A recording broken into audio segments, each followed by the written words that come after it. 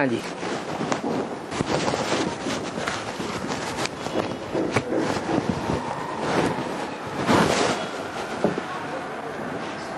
Sign register नहीं पहुंचा सबके पास अभी।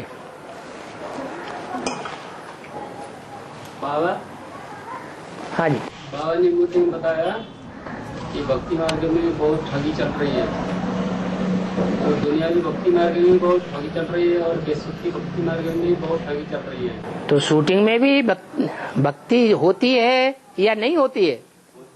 शूटिंग में भी कुछ बच्चे ऐसे हैं या बहुत बच्चे ऐसे हैं जो बहुत ठगी करने वाले हैं। उनकी संख्या ज्यादा है या कम है? भक्तों की तो बहुत संख्या होती है। तो यहाँ भी शूटिंग करने वाले, ठगी करने वाले ढेर के ढेर बच्चे हैं। हाँ, और उस ठगी को बंद करने वाला एक ही बाप है, बाबा ने बताया। हाँ, ये भ्रष्टाचार सिवाय बाप के और कोई बंद कर ही नहीं सकता। अन्ना हजारे बंद करेंगे क्या? है? गांधी जी बंद किया क्या? बंद किया कि और ही ज्यादा बढ़ गया? और ही ज्यादा बढ़ गया। बाबा अभी एडवांस में साकार में बाबा मौजूद है, फिर भी ठगी चल रही है। एडवांस में सब धर्मों के बीज हैं या सिर्फ देवी देवता सनातन धर्म के बीज हैं? तो पता है कि एडवांस में भी जो और धर्मों के बीज हैं उनकी संख्या ज्यादा है, या देवी देवता धर्म के जो बच्चे हैं उनकी संख्या ज्यादा है? और धर्म वालों की संख्या ज्यादा है। इसलिए ठगी से बचने का तरीका तो बाबा ने बता दिया ना। बताया कि नहीं? जो आत्माभिमानी बच्चे होंगे वो ही उस ठगी से बचकर रहेंगे। देखते हुए भी नहीं देखना है, सुनते हुए भी नहीं सुनना है, ऐसी स्टेज अपनी बनानी है।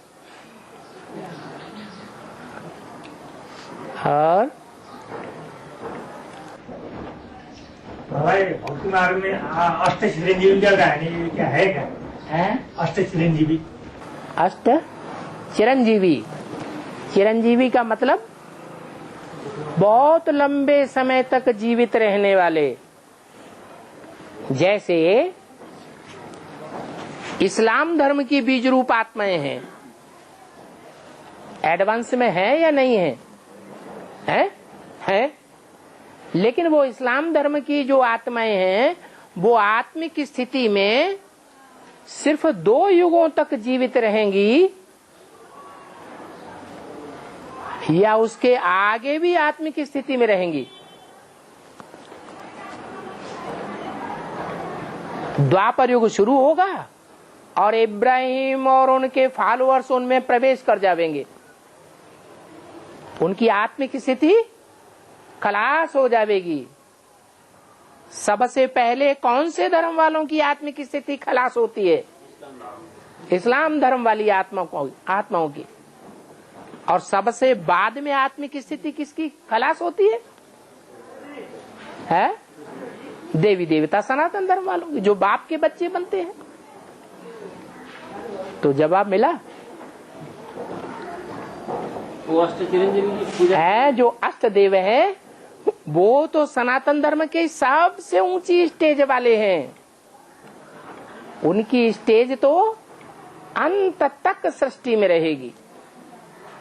सिर्फ अंतिम जन्म में जाकर के थोड़े समय के लिए माया उनके ऊपर हावी हो जाएगी। वो ऐसे अष्ट हैं मूर्तियां जो जन्म जन्मांतर बाप की सहयोगी रहती है। इस्लाम धर्म में कन्वर्ट होने वाले तो द्वापर युग से ही बाप का साथ छोड़ जाते हैं। और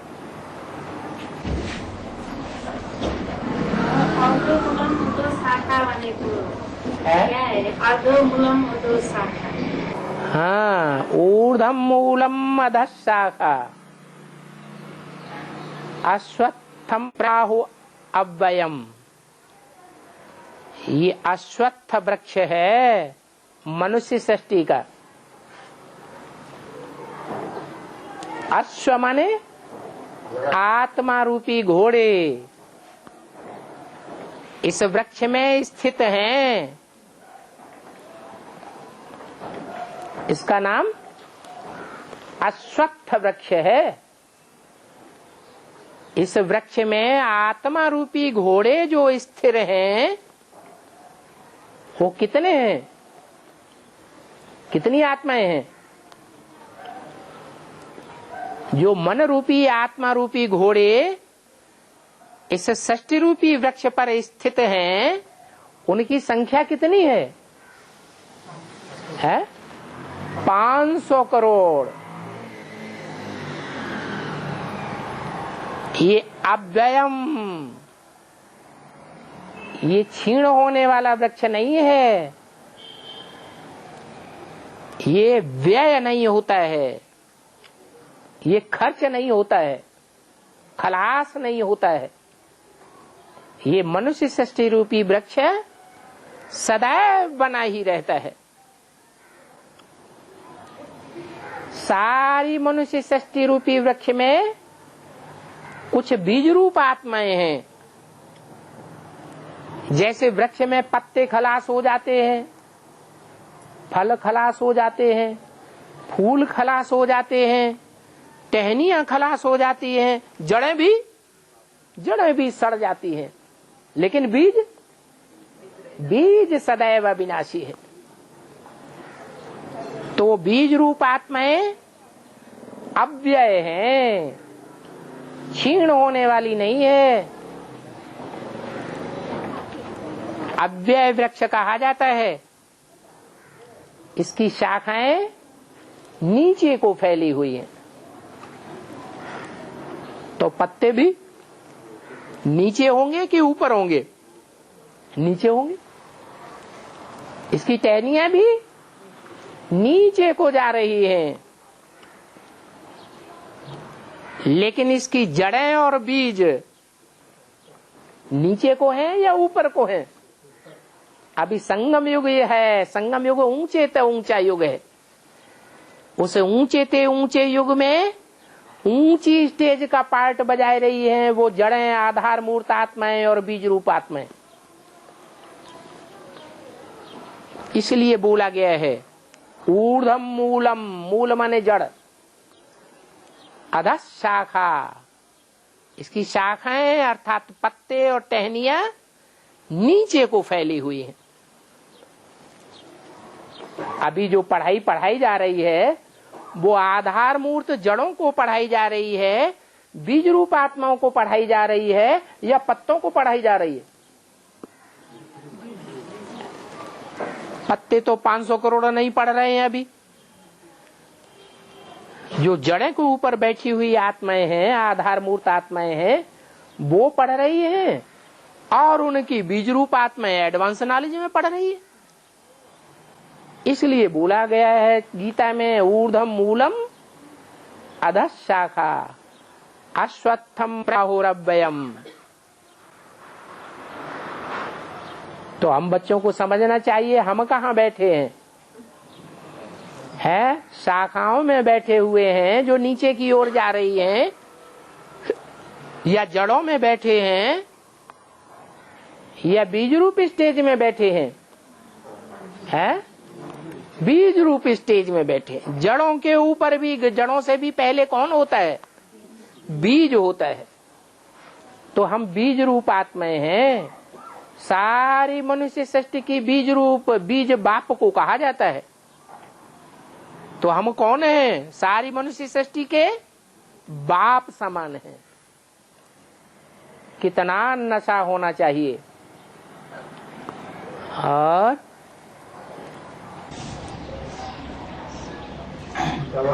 हाँ, रुद्र और शिव की अलग अलग बाबा। रुद्र और शिव शिव कहा जाता है ज्योति बिंदु को।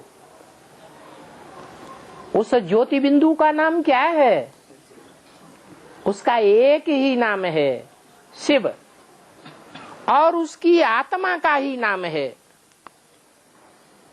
सारी मनुष्य सृष्टि में एक ही आत्मा है जिसका आत्मा के ऊपर नाम पड़ता है। बाकी सब आत्माओं का नाम शरीर के ऊपर पड़ता है। तो वो आत्मा है, उसका मुकर्रर नाम शिव है। नाम किस आधार पर होता है? काम के आधार पर होता है। काम इस सृष्टि में होता है या परमधाम में होता है? इस सृष्टि पर वो शिव आता है, तो जो भी काम करता है, क्या वो काम कल्याणकारी होता है या अकल्याणकारी होता है? हैं? कल्याणकारी होता है। देखने वाले समझते हैं अरे छी छी छी छी छी, ये तो बहुत बड़ा बड़ा काम, बहुत खराब काम कर दिया। लेकिन जब रिजल्ट निकलेगा तो क्या साबित होगा? है कि जो भी काम किया, कोई भी कर्म इंद्रियों से किया, वो काम का रिजल्ट कल्याणकारी ही आवेगा, अकल्याणकारी नहीं आ सकता। बहुत कल्याणकारी है और सदैव कल्याणकारी है। वो जो भी वाचा बोलेगा, सुनने वाले करेंगे अरे ये तो बड़ी ग्लानि करता है, सब धर्मों की ग्लानि कर दी। लेकिन नहीं, वो ग्लानि नहीं करता है, वो तो कल्याण ही कल्याण की बात बोलता है। समझने वाले उस समय भले न समझ सके। ऐसा भी टाइम आएगा कि हर धर्म वाला बोलेगा कि ये तो भगवान बाप की वाणी है, ये वाणी जितनी कल्याणकारी है हमारे लिए, उतना और दुनिया में कोई कल्याण नहीं कर सकता। तो कर्मणा से भी कल्याण करता है, वाचा से भी कल्याण करता है, और संकल्पों से भी कल्याण ही कल्याण करता है। इसलिए कहते हैं मन मना भव, क्या करो? मेरे मन में समा जाओ। शिव के मन में कोई अकल्याणकारी संकल्प भी आ सकता है क्या? नहीं आ सकता। वो सदैव कल्याणकारी है, कल्याणकारी ही था। यज्ञ के आदि में भी कल्याणकारी था, कल्याणकारी ही है वर्तमान में भी, और भविष्य में भी कल्याणकारी ही रहेगा। गूंजी विनाश की वाणी फिर भी कितनी कल्याणी। वो अंत की बात है या आदि और मध्य की बात है? कब की बात है? हैं? गूंजी विनाश की वाणी कब की बात है? आदि में भी विनाश की वाणी बोली थी, सारा यज्ञ विध्वंस हो गया था, विघटन हो गया था यज्ञ के आदि में। आदि में भी दो पार्टियां बन गई थी ना, तो आदि सो अंत। आदि में भी कल्याण हुआ और अंत में भी कल्याण हुआ। आदि में जो विनाश हुआ, उस विनाश में कुछ बच गए और कुछ बह गए। कौन बह गए? है जो ब्रह्मा की गोद में बैठे रहे वो बह गए, और जो बाप के साथ चले गए वो बच गए, एडवांस में आ गए, रुद्रमाला के मणके बन गए। वो रुद्र है, शिव नहीं है। शिव में और रुद्र में क्या फर्क है? शिव सिर्फ आत्मा का नाम है, और रुद्र आत्मा प्लस शरीर का नाम है, जो रौद्र रूप धारण करता है। सौम्य रूप से बच्चे सुधर रहे हैं या बिगड़ रहे हैं? है? जो भी पढ़ाई पढ़ने वाले बच्चे हैं राजयोग की, अभी तक रिजल्ट क्या निकल रहा है? बिगड़े हैं या सुधरे हैं? हैं? बिगड़े हैं। तो कौन सा रूप धारण करता है?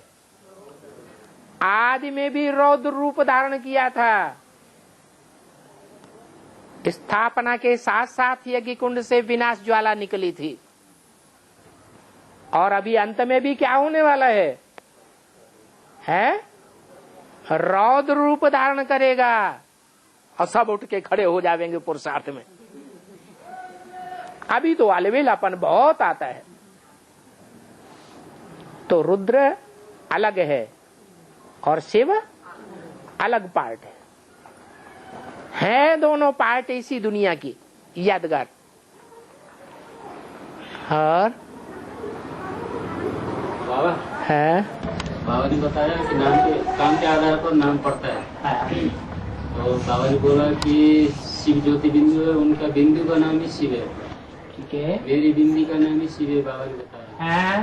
तो बिंदी रूप में तो कोई काम होता ही नहीं। अरे बीज रूप स्टेज में रह करके ही तो कल्याण के काम होते हैं। क्या देह अभिमान की स्टेज में टिक करके क्रोध आता है? क्रोध बीज रूप स्टेज में आता है या देह अभिमान में आता है? देह अभिमान में आता है। और विनाश जो होगा उसके लिए मुरली में क्या बोला है? बहुत तंग करेंगे तो विनाश करा दूंगा। तो ये देह अभिमानी की बात है या आत्मा अभिमानी की बात है? देह अभिमानी की बात है। तो रौद्र रूप विकराल रूप है और शिव जो नाम है वो सौम्य रूप है, सदा कल्याणकारी है। बाप प्यार का सागर है या मार का सागर है? बाप है प्यार का सागर। धर्मराज को कोई प्यार का सागर कहेगा क्या? कहेगा? नहीं कहेगा।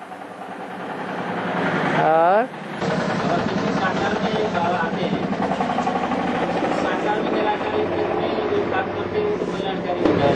हाँ जी, वो साकार में आए बिगड़ जो निराकार स्टेज रहती है बिंदी रूप, साकार में आए बिगड़ जैसे शिव ज्योति बिंदु परम धाम में रहते हैं। हाँ, तो साकार में आए बिगड़ तो वो बिल्कुल पतित तन में आते हैं कि पावन में आते हैं? वो आते तो पतितन में आते। तो पतित साकार होगा, साकार होगा, निराकार होगा? साकार नहीं, पुरुषार्थ करके जब अंतिम स्टेज बनती है पतित की तो निराकार बनती है कि नहीं?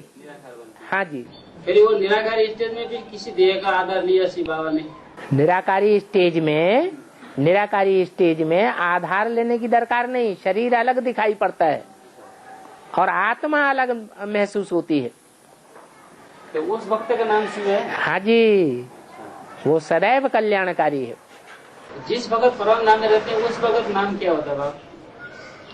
वहाँ नाम और काम होता ही नहीं है। हाँ, वो नाम और काम वहाँ होता नहीं, तो नाम क्या है? कुछ नहीं होता वहाँ। वो यहाँ की बात है। तुम बच्चे परम धाम को कहाँ उतार लेंगे? इस सृष्टि पर उतार लेंगे। जिस समय इस सृष्टि पर परम धाम उतरेगा उस समय प्रैक्टिकल में ये नजारा देखने को मिलेगा। क्या अभी तो समझते हैं अकल्याणकारी है, अकल्याणकारी समझते हैं तो अनिश्चय आता है और कल्याणकारी समझते हैं तो निश्चय आता है। लेकिन कोई बच्चा ऐसा है जिसकी सदैव निश्चय बुद्धि स्टेज रहती हो, 1% भी अनिश्चय ना आता हो? वो तो एक ही बच्चा बताया उन्होंने। वो बच्चा नहीं, वो तो बाप हो गया। और बाबा ने मुद्दे में बताया तुम बच्चे भगवान बाप के पास आए हो, कोई गड्ढे गड़ीचे के नदियों के ऊपर नहीं आए हो। ये गड्ढे गड़ीचे नदियाँ क्या होती है? जिनमें कम ज्ञान होता है। गड्ढे गड़ीचियों में कम पानी होता है, पोखरा में कम पानी होता है कि सागर में कम पानी होता है? पोखरा में कम पानी होता है और सागर में ज्यादा पानी होता है। नदी में पोखरे से ज्यादा पानी होता है। और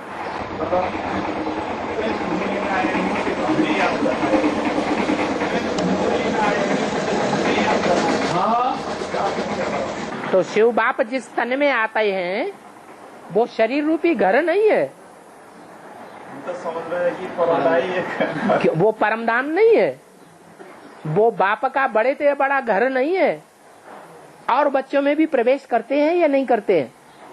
करते तो हैं, लेकिन साबित नहीं कोई कर सकता कि मेरे में प्रवेश है। लेकिन वो जिसमें मुकर्रर रूप से प्रवेश करके रहता है वो घर नहीं हुआ, वो भी घर है। तो बाबा जो बोलते हैं कि मेरे को घर में याद करो, स्वर्ग को याद करो,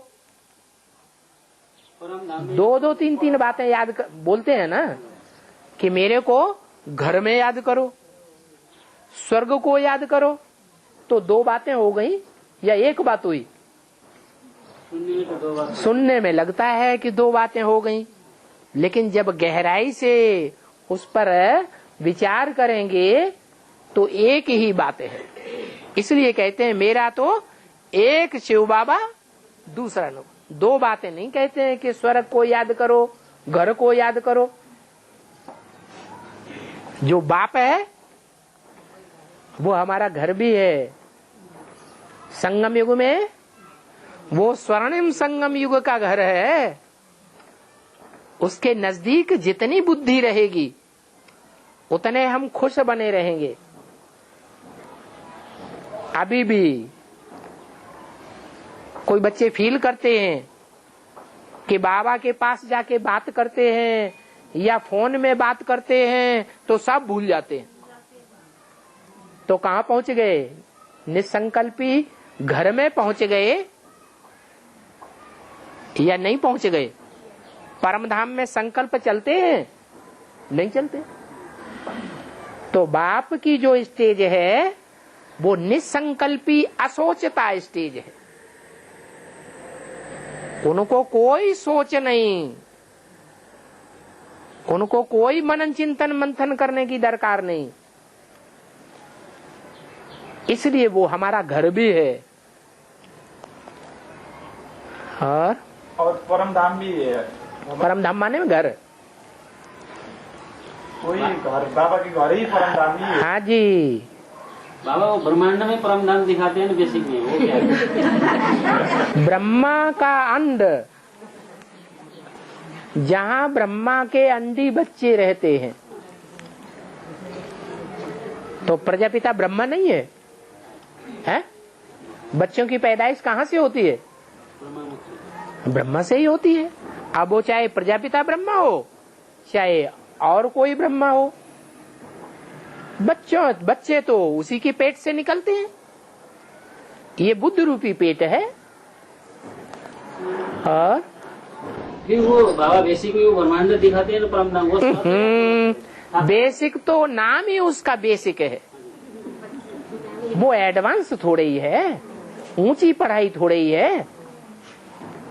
और ब्रह्मा के साक्षात्कार से वो चित्र बनाया ऐसे बोलते हैं। ब्रह्मा को साक्षात्कार हुआ तब वो चित्र बने ऐसे बताते हैं। ब्रह्मा को जिसको साक्षात्कार हुआ वो भक्ति मार्ग की बात हो गई उस ब्रह्मा की, कि ज्ञान मार्ग की बात हुई? भक्ति में साक्षात्कार होते हैं, जो ज्ञान होता है वहाँ साक्षात्कार की दरकार है नहीं। तो प्रजापिता ब्रह्मा को साक्षात्कार की दरकार है नहीं है। वो तो ज्ञान सागर का रूप है। और मतलब वो जो परिणाम दिखाते हैं वो असलित नहीं है। उस परमधाम में जो जाकर के स्टेज बनाएंगे, बिंदु बनेंगे, आत्मा बनेंगे, वो भक्ति मार्ग वाली आत्माएं हैं या ज्ञान मार्ग वाली आत्माएं हैं? भक्ति मार्ग वाली साबित होती है। तो फिर वो तो भक्ति मार्ग वाली सारी हो गई। तुम तो यहीं रह करके आत्मा बन जाओगे। जो यहाँ इसी सृष्टि पर रह करके आत्मा अपन को बना लें, आत्मिक स्टेज में टिक जाएं, बाप के सच्चे बच्चे बन जाएं, वो हैं असली भगवान के बच्चे। और बाकी सब है सिर्फ कहे जाते हैं 500-700 करोड़ आत्माएं, लेकिन बनते तो प्रैक्टिकल में बनते हैं? बनते तो नहीं।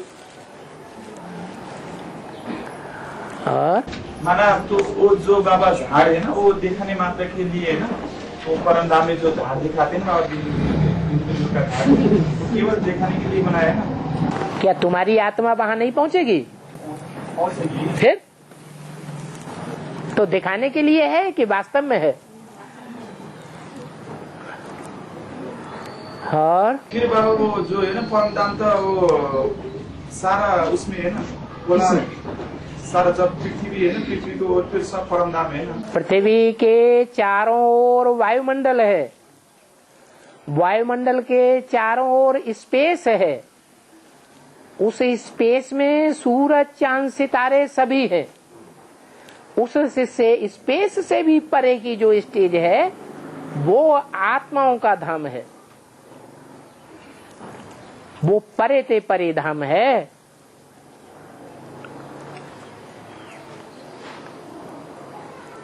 स्पेस फिर भी नजदीक है, वायुमंडल फिर भी नजदीक है। और फिर आत्मा तो चारों तरफ रहती है ना बाबा, जैसी पूरा फिर आत्मा चारों, जब परमात्मा ही चारों तरफ नहीं रहता है, वो ही सर्वव्यापी नहीं है, तो आत्मा कैसे चारों तरफ रहेगी बाबा? जैसे कि परम धाम तो चारों ओर है ना, फिर वही बात चारों हो रहे हैं। ऊंची स्टेज है क्या? सबसे जास्ती ऊंची स्टेज है सुप्रीम सोल की। फिर उसके बाद ऊंची स्टेज है प्रजापिता की। फिर उसके बाद ऊंची स्टेज है अष्टमूर्तियों की, अष्ट आत्माओं की। फिर उसके बाद नंबरवार हैं 100। फिर नंबरवार होते चले जाते हैं। और बाबा वो सुप्रीम ज्योति बिंदु यहाँ ये साकार में जो सृष्टि परिवर्तन का कार्य है वो पूरा करने के बाद जब वापस आते हैं तो परम धाम में जाते हैं माना? वो अकेले जाते हैं कि बच्चों को साथ लेके जाते हैं नंबरवार को? नंबरवार बच्चे हैं ना जो साथ में जाते हैं। साथ में जाने वाले कौन कौन हैं? जो बिल्कुल साथ में जाते हैं। वो तो रास्ते देख जाते हैं। नहीं ब्रह्मा विष्णु शंकर तो सूक्ष्म वतन में रहते हैं कि परम धाम में जाते हैं? काम पूरा होने के बाद हो नहीं, उनका परम धाम में स्थान ही नहीं है। सूक्ष्म वतन तो 40 वर्ष के लिए रचते हैं। ये सूक्ष्म वतन वास्तव में कुछ है ही नहीं, ये तो मन की मानसिक कल्पना है, मानसिक स्टेज है। तो लक्ष्मी नारायण जाते हैं साथ में। और बेसिक लोग बोल रहे हैं सूक्ष्म मतलब ब्रह्म बाबा का है सूक्ष्म मतलब वही और बच्चे तो परम नाम से फिर सृष्टि में पाठ बजाने, बच्चे तो परम नाम जाकर के फिर सृष्टि में पाठ बजाने आते हैं। नंबरवार आते हैं। हाँ, फिर शिव ज्योति बिंदु तो बिना 5000 साल के पहले आते नहीं। हाँ, वो तो अभोक्ता है ना। इस दुनिया में आके, इस दुनिया में आके सृष्टि के सुख भोगेगा, 5 तत्वों के सुख दुख भोगेगा, या सुख दुख से परे अभोक्ता है, तो उसको आने की दरकार है? आने की दरकार नहीं। तो वहाँ जहाँ रहते हैं किस स्टेज में रहते हैं? फिर वही बात, उनकी जैसी स्टेज तो और किसी की हो ही नहीं सकती। वो तो तुरिया है, उसका तालमेल कोई के साथ नहीं बैठाया जा सकता है। और माना बाबा वो बिंदी तो ऊपर से तो नहीं देखते ना सारा फिर वो देखने की बात उसमें ये आंखों की बात हो रही है जो देखा जाएगा। और माना बाबा जो 5 वर्ष जो ड्रामा है उसके अंदर कैसे भरा शिव के अंदर? जैसे आपके अंदर संस्कार भरे हुए हैं 5000 साल के, ऐसे ही उसके अंदर एक जन्म का पार्ट भरा हुआ है। पाठ तो है लेकिन ज्ञान कैसे भरा हुआ है बाबा? ऊपर उसका तो पाठ ही नहीं है ना साकार भी। तुम तो जन्म मरण के चक्र में आते हो, इसलिए भूल जाते हो। ये मृत्यु ऐसा एक्सीडेंट है, जैसे कोई बड़ा एक्सीडेंट होता है तो सब भूल जाते हैं, ऐसे ही हम जब जन्म मृत्यु के चक्र में आते हैं तो जन्म जन्मांतर की बातें सब भूलती जाती हैं। और वो तो जन्म मरण के चक्र में आता ही नहीं है, लेकिन शूटिंग में आता है कि नहीं? अरे जब शूटिंग में आता है तो उसे सब पता लग जाता है। उसको जो पता लगता है वो पता किसी को नहीं लगता। वो केवल शूटिंग काल में आती है। बिल्कुल। और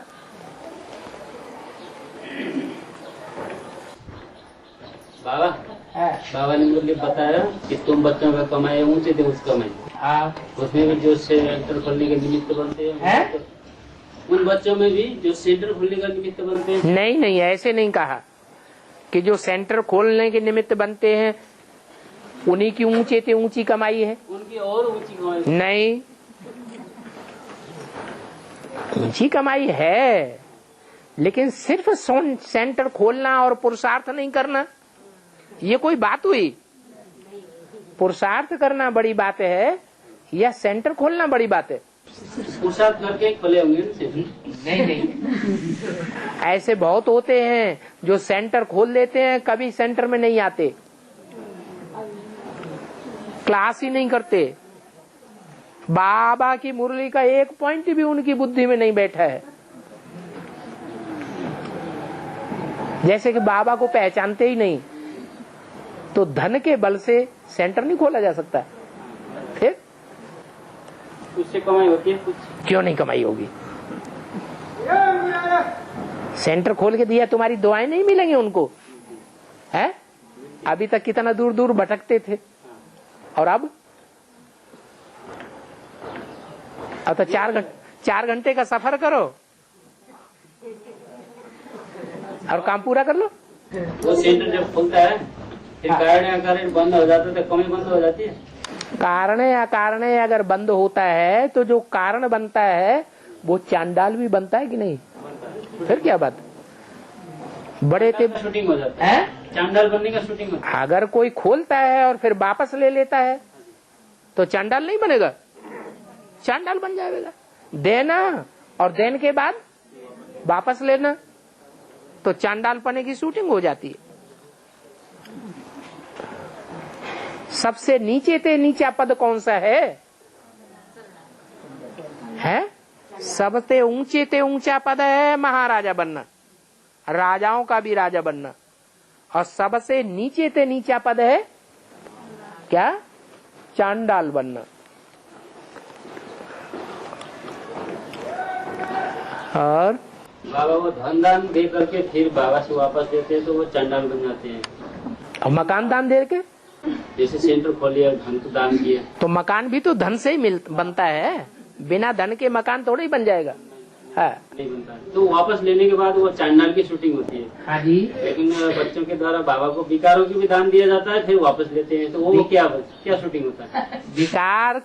विकारों का दान देना ये तो ऐसी बात है कि 63 जन्म हम विकारी बनते रहे, तो कोई ऐसे ताल ठोक के कह सकता है कि बाबा के आने के बाद हम एक जन्म में ही जैसे ही बाबा को पहचाना वैसे ही हम विकारों को त्याग दिया? नहीं, कोई नहीं कह सकता। तो फिर वो तो एक अलग बात हो गई। फिर वो जो वापस लेते हैं वो चांडाल बनते हैं, क्या बनते हैं? नहीं, विकारों को छोड़ने की बात धीरे धीरे है, ये तुरंत नहीं छोड़ा जा सकता।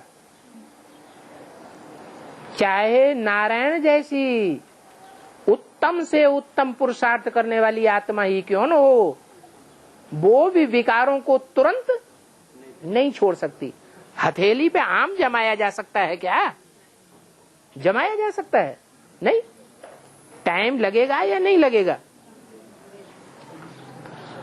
और बाबा त्यागने में कोई जल्दी से त्यागे, कोई धीरे से त्यागे, उसमें प्रारब्ध क्या कर्म की गति मिलती है?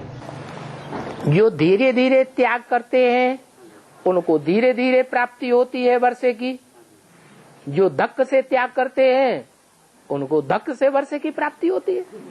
सोच सोच के त्याग करेंगे, सरेंडर होंगे, तो भगवान भी सोच सोच के वर्षा देगा, और धक्क से त्याग करेंगे तो धक से वर्षा देगा।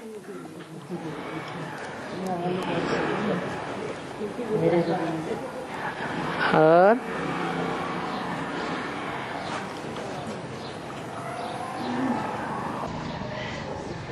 Baba, has plants 1983 पृष्ठ को अंत की मुरली में आया है, जैसे अरविंद घोष था, हाँ, उनकी महिमा कितनी निकली है? उनकी महिमा कितनी निकली, कितनी निकली? उन द्वारा छोटा मठ स्थापन हुआ। हाँ, वो भागा वहाँ से, अकेले वहाँ से भागा अकेला, और फिर आकर के पांडिचेरी में उसने अपना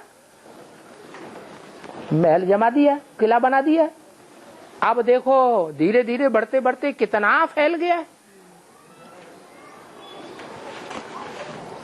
तो बाबा जो मिसाल देते हैं वो हम बच्चों के लिए देते हैं या दुनिया वालों के लिए देते हैं? हम बच्चों के लिए, यानी हम बच्चों में ही अरविंद माने कमल का फूल, कमल के फूल के समान जीवन बिताने वाला पुरुषार्थ में कोई पुरुषार्थी है जो एक स्थान से पुरुषार्थ करते करते भागना पड़ता है, भागता है, फिर दूसरी जगह जम जाता है। कहां जम जाता है? पांडुचेरी, पांडवों की चेरी। चेरी माने, चेरी माने दासी। पांडवों की दासी कौन है? है? नहीं, वो तो माँ है, द्रौपदी। तो पांडवों की दासी जो द्रौपदी का पार्ट बजाने वाली है, प्रकृति का पार्ट बजाने वाली है, जो नारायण बनेगा या नारायण जैसे जो पांडव होंगे, प्रकृति उनकी दासी बनेगी या नहीं बनेगी? प्रकृति दासी बनेगी। तो पांडुचेरी में निवास करता है। कौन हुई प्रकृति दासी? द्रौपदी। पांडवों की चेरी जगदम्बा। ये घोष क्यों काटती? हाँ, घोषणा करता है ना, ज्ञान की घोषणा करता है या नहीं करता है? है? ज्ञान की घोषणा करता है। पहले तो बेचारे को भागना पड़ा, दुनिया ने तिरस्कार किया तब भागना पड़ा, या ऐसे ही भागना पड़ा? है? दुनिया ने तिरस्कार किया तो भागना पड़ा। फिर देखो उनका कितना विस्तार हो गया है उनके सेंटर्स का। तो ये मिसाल बाबा ने बच्चों के लिए दिया है। ये मिसाल तुम बच्चों का है क्या? धीरज धर मनुआ, धीरज धर। धीरज से, धैर्य से बढ़कर के और कोई बड़ा स्टेज नहीं होती है पुरुषार्थी जीवन की। निश्चय पूर्वक चलना चाहिए। तेरे सुख के दिन आवेंगे क्या? पहले ही ठोकरें खाते खाते हाल डोल हो जावे तो टूट जावेगा कि रह जावेगा? टूट जावेगा। लेकिन धैर्य पूर्वक चलते रहने से आज नहीं तो कल बिखरेंगे बादल। निश्चय रहना चाहिए। विश्वासम फलदायकम, निश्चय बुद्धि विजयते। कभी भी निश्चय उखड़ना नहीं चाहिए। ये पुरुषार्थी जीवन का मूल मंत्र है। तो मिसाल दिया अरविंद का। अरविंद माने कमल फूल समान जीवन बिताने वाला। कोई देवताएं हैं जिनको कमल के फूल के ऊपर दिखाया जाता है? दिखाते हैं या नहीं दिखाते हैं? दिखाते हैं। और बाबा, सेवा में एक क्वेश्चन आया। सतयुग में राधा कृष्ण एक ही साथ जन्म होते हैं, माना जमले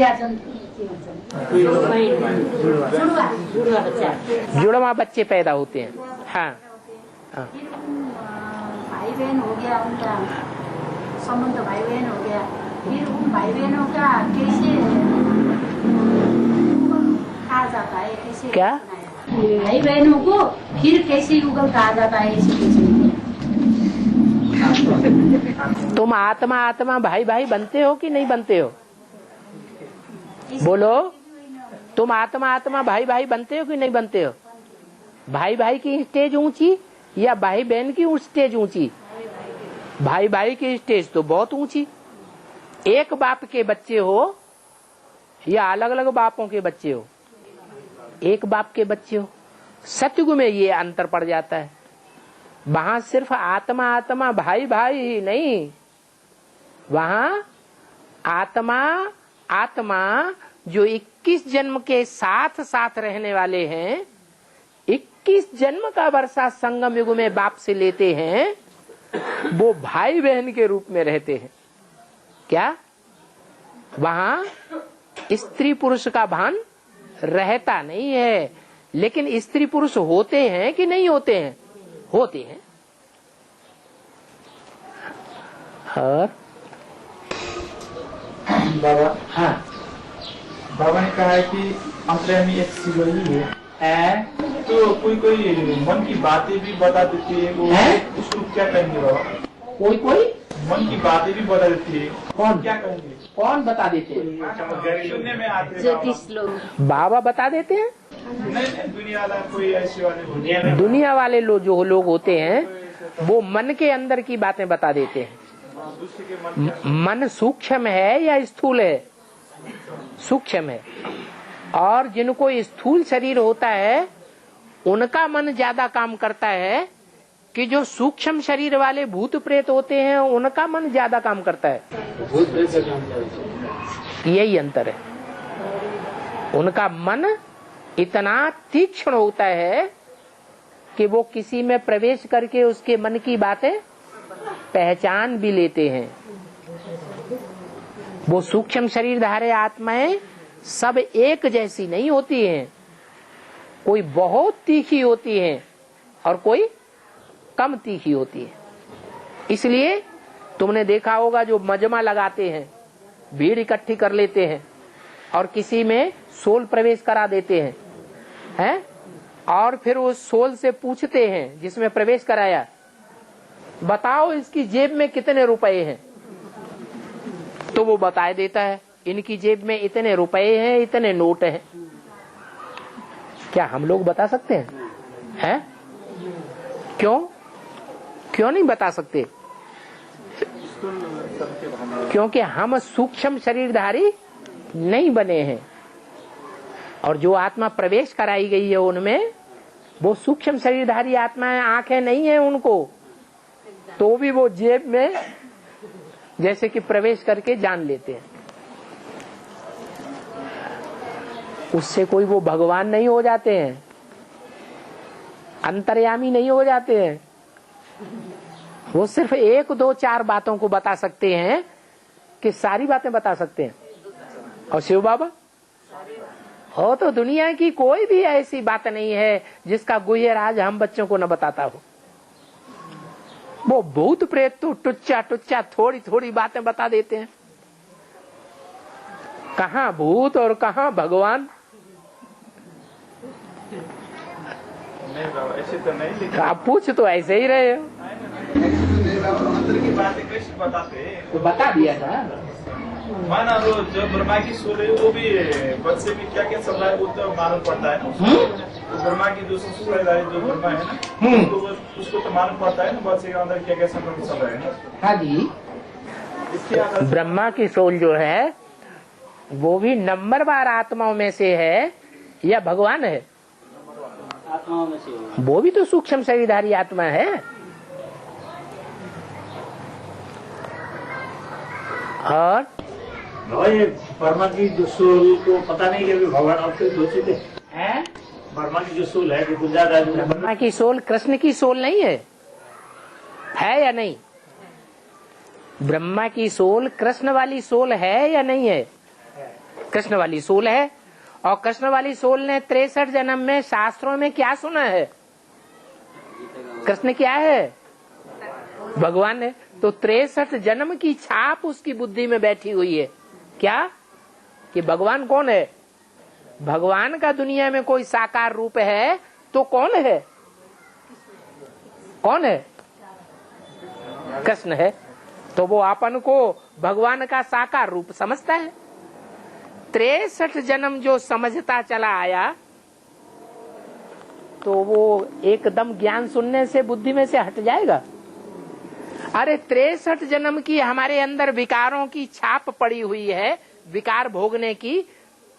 तो एक जन्म में थोड़ा ज्ञान हमारी बुद्धि में आ जाए तो विकार छूट जाएंगे? छूट जाते हैं?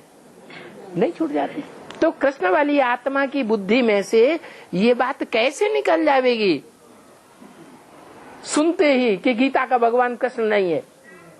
नहीं निकल सकते। वो समझेगा अरे गीता का भगवान कृष्ण नहीं है सतयुग वाला। अरे ब्रह्मा तो हो सकता है कि नहीं हो सकता है?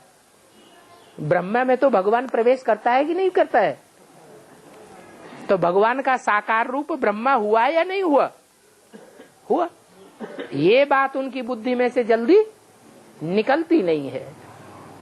बुद्धि में आता है तो गुजरात आदि से जो अव्यक्त वाणी में अगर बोल देगी भगवान ज्ञान में आ जाता। क्या?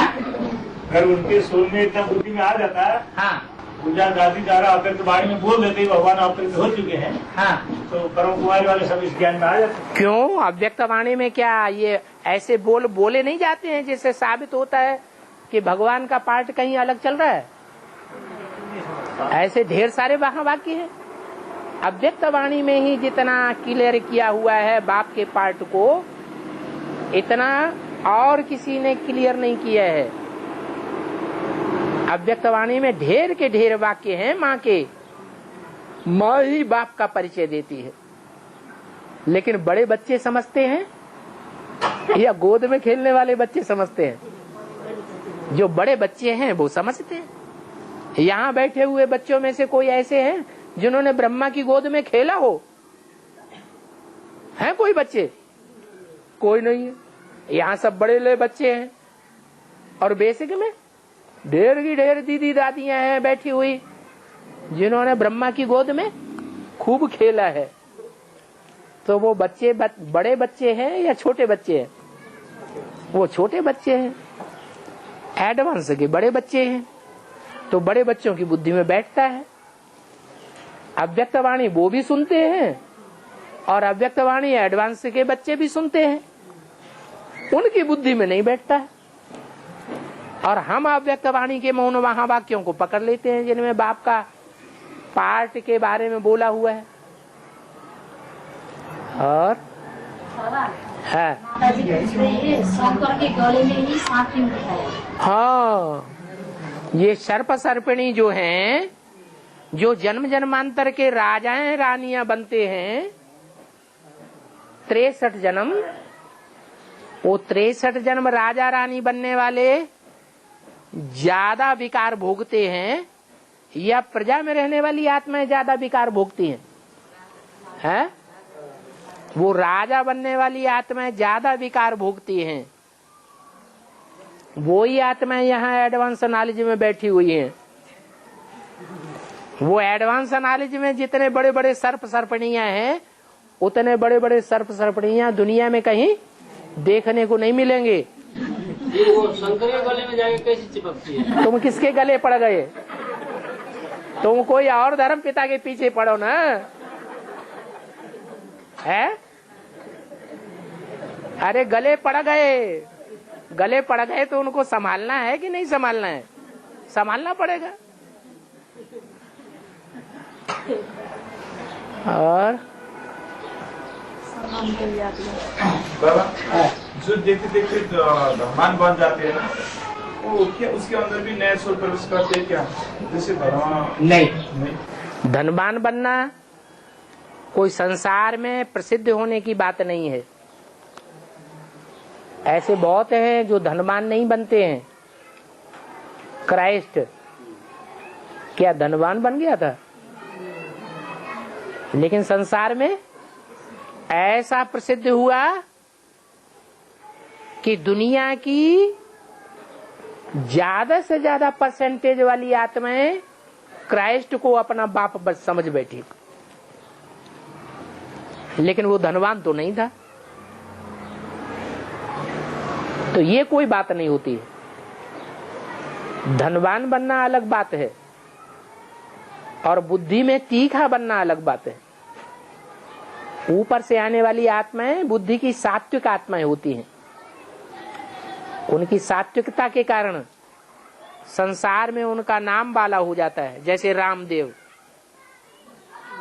कोई सात्विक आत्मा ने प्रवेश किया तो उनका नाम बाला हो गया। बाकी ऐसे नहीं है कि वो हठयोग की प्रक्रियाएं, कुंभक वगैरह लगाना, प्राणायाम करना, आसन लगाना, उनसे पहले के ऋषि मुनि नहीं जानते थे। उनसे के पहले के ऋषि मुनि ऐसे ढेर के ढेर हुए हैं ना, जो प्राणायाम की प्रक्रिया, आसन की प्रक्रिया बहुत जानते थे, गहराई से जानते थे। ये तो अभी तामसी युग में आके जन्म लिया। वो तो द्वापर युग के सतो प्रधान पीरियड में आए थे। तो ज्यादा ऊंची आत्मा कौन सी हुई? द्वापर युग वाले ज्यादा ऊंचे हो गए। तो ऐसे नहीं है कि स्वामी रामदेव जो है वो ऊंची आत्मा है। और इसमें जो अरविंद घोष हुआ है वो भी ऊपर से नहीं, ऊपर से आने वाली नई आत्मा है, तब अरविंद नाम पड़ा है। पहले तो उनका नाम कोई दूसरा था, विवेकानंद। पहले नाम कुछ और था, बाद में विवेकानंद नाम पड़ा है। आचार्य रजनीश भी। बाबा बाबा ने मुझे बताया साधु लोग जाकर के काशी में निवास करते हैं। वास्तव में सच्चे सच्चे साधु तो तुम बच्चे हो। साधना करने वाले को साधु कहा जाता है। जो इंद्रियों को साधते हैं, क्या इंद्रियों को साधने वाले, उनको कहा जाता है साधु। वो प्रवृत्ति में नहीं रहते हैं। कहाँ रहते हैं? वो जंगल में रहते हैं। वास्तव में वो साधु नहीं है। जेल में रहे और जेल में से निकलने के बाद कहे हमने 10 वर्ष 20 वर्ष ब्रह्मचर्य पालन किया, तो ये हंसी की बात हो गई या सच्ची बात है? ये तो हंसी की बात हो गई। अरे थाली सामने रखी हुई हो और फिर न खाओ और जीवन भर न खाओ, ऐसा विरुद्ध बना रहे तो उसको कहेंगे न खाने वाला। तो गृहस्थी में रहना, गृहस्थी से दूर नहीं भागना, साथ में रहना, साथ में खाना, साथ में बातचीत करना और फिर इंद्रियों के ऊपर कंट्रोल करना, ये है इंद्रियों को साधना। उसको कहा जाता है सच्चा साधु। इसलिए तुम बच्चे सच्चे साधु हो या ब्रह्मा कुमारी सच्चे साधु है? घर गृहस्थ में रहने वाले सच्चे साधु हैं या वो सच्चे साधु हैं जो रंगीन कपड़े, सफेद कपड़े पहन लेते हैं और घर गृहस्थ से दूर रहते हैं? कौन इंद्रियों को सच्चे साधने वाले साधु हैं? बाप आकर के हमको सच्चा साधु बनाते हैं, सच्चा प्रवृत्ति मार्ग सिखलाते हैं। बाबा एक तरफ तो बच्चों को तुम सच्चे साधु बताते हैं, दूसरी तरफ जब तुम बंदर सेना, बंदर सेना थे, अब बंदर सेना नहीं है, मंदिर लायक बन रहे हैं। और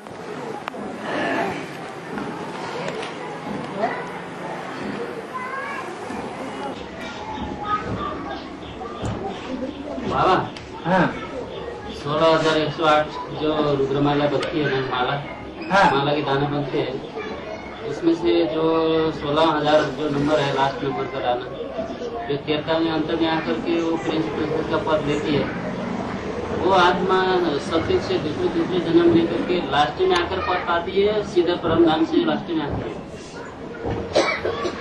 16,108 जो हैं वो यहाँ संगम युग में पद पाते हैं या सतयुग त्रेता में पद पाते हैं? वर्षा तो अभी उनका पद डिक्लेयर कहाँ होता है?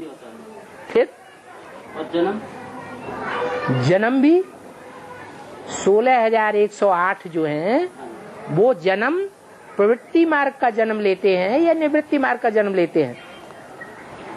माला कहाँ बनती है? तो प्रवृत्ति मार्ग 16,108 की जो माला है वो यहीं बनती है।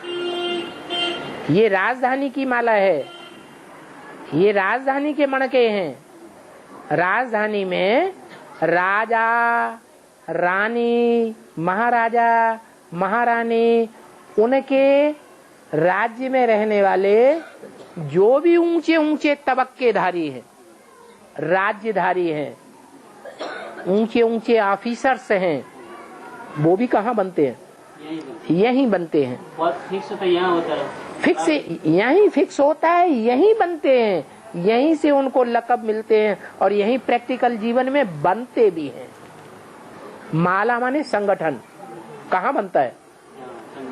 उन प्रिंसेस बनने वाले 16,108 आत्माओं का संगठन यहाँ दिखाई पड़ता है, सारे संसार को दिखाई पड़ता है कि ये राज परिवार की आत्माएं हैं।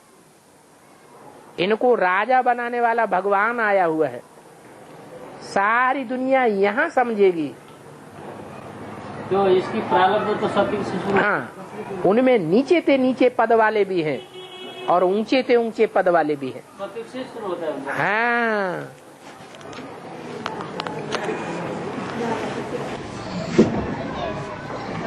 हाँ। एक मूर्ति बनाया है, जितना भगवान को बुलाया उतना और किसी को नहीं बुलाया। हो, वो भगवान निराकार होगा या वो भगवान साकार होगा? है? साकार रोएगा या निराकार भगवान रोएगा? निराकारी स्टेज में रहने वाला भगवान रोएगा या साकार स्टेज में रहने वाला रोएगा? है? साकार स्टेज में रहने वाला रोता है, उसे दुख अनुभव होता है। जो निराकारी स्टेज में रहने वाला है उसको दुख सुख अनुभव होने की बात ही नहीं है। तो बोला है मुरली में तो सच्ची ही बोला होगा या झूठ बोला होगा? है? सच्ची बोला। अगर सच नहीं बोला होता तो ये क्यों कहते बहुत तंग करेंगे तो विनाश करा दूंगा। वो विनाश कराने वाला रौद्र रूपधारी साकार होगा या निराकार होगा? होगा तो साकार। विनाश कराने की बात जो सोचेगा वो कल्याणकारी बात हुई या कल्याणकारी भी हो गई? थोड़ी है, थोड़ा अकल्याण तो भरा हुआ है। और एडवांस का जो कोर्स है वो नेपाली भाषा में ट्रांसलेट करके लिख सकते हो। माने एक धर्म है, एक राज्य, एक कुल की भाषा स्थापन नहीं करनी है, सीखना नहीं है। कोई क्यों चाहे? हम तो कल्याण चाहते, कोई भले अकल्याण चाहे, हम क्या चाहते हैं? हम उसको एक धर्म, एक राज्य, एक भाषा, एक कुल में लाना चाहते हैं या जियो है जैसा है वैसा ही बना रहे? है? एक ही धर्म और एक ही भाषा। हाँ, हम यही चाहते हैं। तमिलनाडु वालों ने सबसे पहले तमिल भाषा में सारा एडवांस लेटर छपा दिया। तो आज तमिलनाडु की क्या दशा है? हिंदी को और हिंदी भाषा जानने वालों को नफरत की दृष्टि से देखते हैं या प्यार की दृष्टि से देखते हैं? नफरत की दृष्टि से देखते हैं। बेसिक में ये भगवान की भाषा है। हाँ, बेसिक में भी मुरली बाबा जो विदेश में जाती है वो नहीं, अंग्रेजी के लिए बोला है मुरली में। अंग्रेजी तो इंटरनेशनल भाषा है।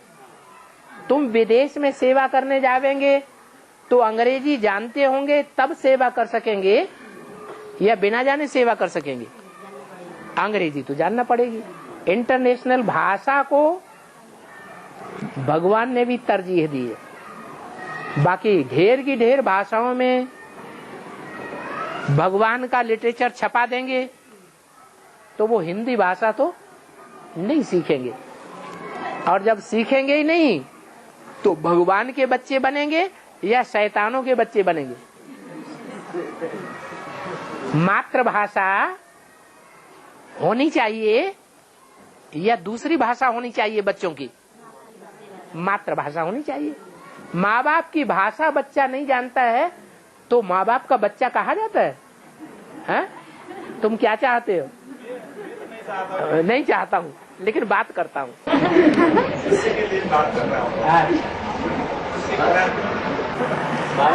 ओम शांति।